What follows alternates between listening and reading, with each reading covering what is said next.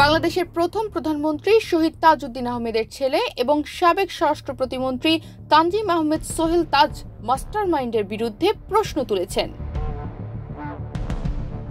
শনিবার 1 ফেব্রুয়ারি সকালে নিজের ভেরিফাইড ফেসবুকের এক পোস্টে তিনি এ প্রশ্ন তোলেন। ওই পোস্টে তিনি লেখেন, কে এই মাস্টারমাইন্ড, তাকে ধরিয়ে দিন। আসলেই কে তিনি, কাকে উদ্দেশ্য করে এই স্ট্যাটাস দিয়েছেন তিনি?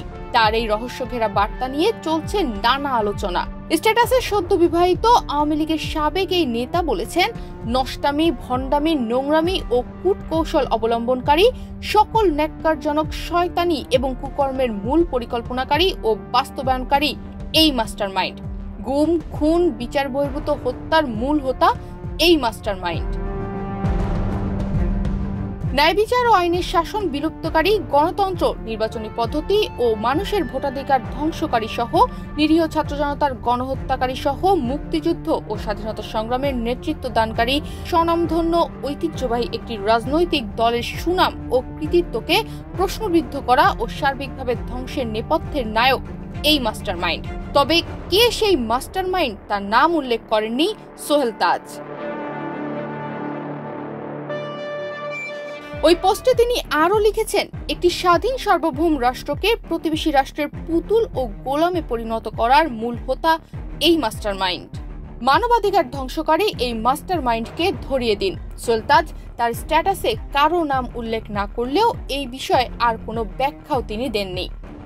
তবে তার অনুসারীদের অনেকেই বলছেন, সাবেক প্রধানমন্ত্রী ও আওয়ামী লীগের সভাপতি শেখ হাসিনাকে উদ্দেশ্য করেই এই স্ট্যাটাস দিয়েছেন তিনি।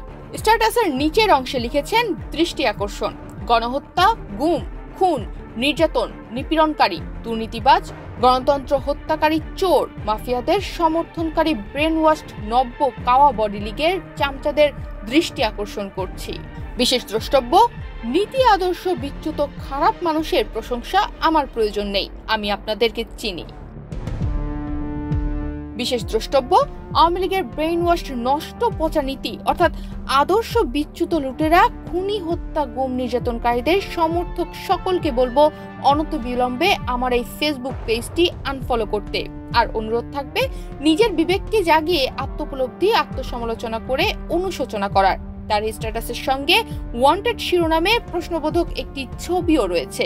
বেলা 11টার পর দেওয়া স্ট্যাটাসে বিকাল পর্যন্ত 217টি শেয়ার ও 4200টিরও বেশি মন্তব্য পড়েছে এবং প্রায় 9000 মানুষ এতে লাইক দিয়েছেন। তবে মন্তব্যের ক্ষেত্রে অনেককেই সোহেল তাজ ও তার বোন সিমিন হোসেন রিমিরও সমালোচনা করতে দেখা গেছে। তনিমা রহমান, বাংলাদেশ প্রতিদিন।